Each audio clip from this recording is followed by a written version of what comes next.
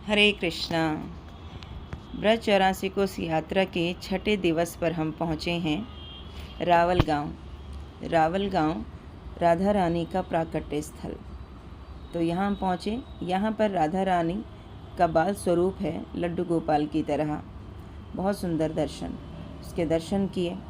यहाँ पर भगवान राधा और कृष्ण का भी विग्रह है, उनके भी दर्शन किए। ये फूल मालाएं प्रसादी स्वरूप सभी भक्तों को पुजारी जी ने वितरित की। और उसके बाद हम पहुँचे उस स्थान पर जहाँ मणिग्रीव और नलकुवर का भगवान श्री कृष्ण ने उद्धार किया था।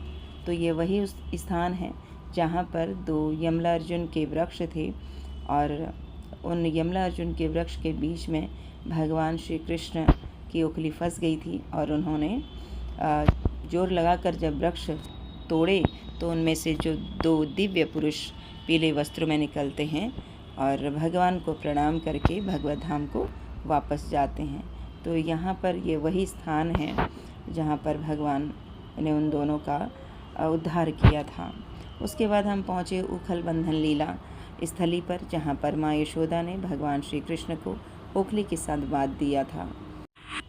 उसके बाद हम पहुंचते हैं ब्रह्मांड घाट। ब्रह्मांड घाट जहां पर भगवान श्री कृष्ण ने यशोदा मैया को अपने मुख में समस्त ब्रह्मांड के दर्शन कराए थे। फिर हम पहुंचते हैं चिंताहरण महादेव। ये महादेव के दर्शन किए और उसके बाद पहुँचे ये बलदेव कुंड है।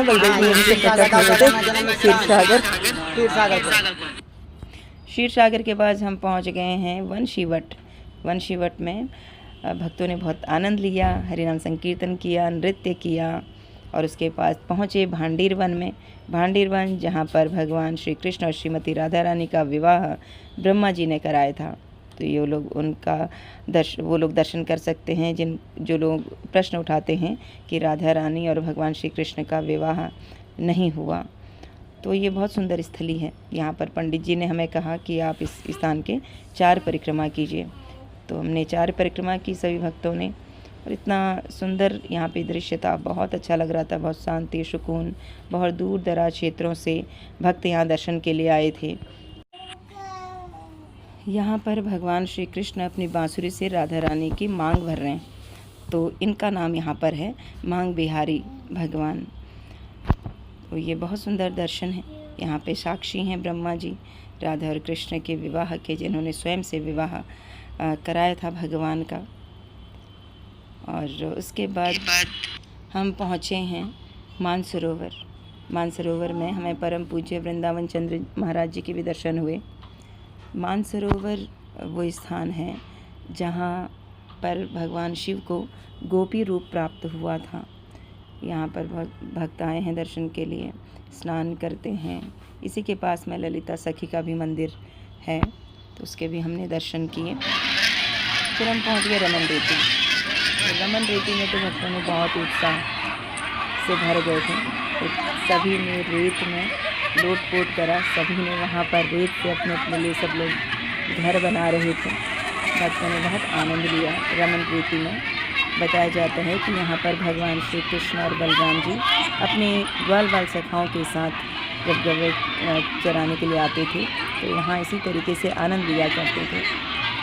तो इसी तरीके यहाँ पे भक्त भी आनंद ले रहे थे। इसके बाद हम गए भद्रवन, भद्रौड़ बिहारी मंदिर में, जहाँ पर ब्राह्मण पत्नियों ने भगवान श्री कृष्ण और बलराम जी को गौचारण के समय भोजन कराया था। और यहीं पर एक बहुत सुंदर एक बोट है, बहुत महाराज जी इस बोट में महाराज एक संत है यहाँ पे बिहारी मंदिर के पास। तो यहाँ महाराज का नाम दामोदर महाराज। तो दामोदर महाराज फलाहार लेते हैं, आजीवन फलाहार। आज वो यहाँ गंगोत्री में बैठे तपस्या कर रहे हैं आज भी। और इस नाव के जरिए उन्होंने पूरे भारत की जितनी भी पवित्र नदियाँ हैं उन नदियों में भ्रमण किया। तो वो तो गंगोत्री में तपस्या कर रहे हैं, लेकिन उनकी नाव जो है भद्रौड़ बिहारी मंदिर में उनके प्रांगण में रखा हुआ है। फिर हम पहुँचे अक्रूर घाट, जहाँ पर अक्रूर जी भगवान श्री कृष्ण और बलराम जी को मल्ल युद्ध के लिए लेके जा रहे हैं मथुरा। और रास्ते में जब अक्रूर जी को प्यास लगती है, वो यमुना जी में जल पीने के लिए जाते हैं रथ को रोककर। तो जैसे ही वो यमुना जी के अंदर प्रवेश करते हैं तो देखा कि वहाँ कृष्ण बलराम हैं। फिर एकदम से चौंक के बाहर देखते हैं रथ की ओर, तो वहाँ भी कृष्ण बलराम हैं। फिर वो दोबारा से उस यमुना जी में देखते हैं तो फिर वहाँ उनको कृष्ण और बलराम जी के दर्शन होते हैं। तो अक्रूर जी भगवान और श्री कृष्ण भगवान बलराम जी के दर्शन बाहर भी पा रहे हैं और अंदर जल में भी उनको ऐसे दर्शन भगवान के हो रहे हैं।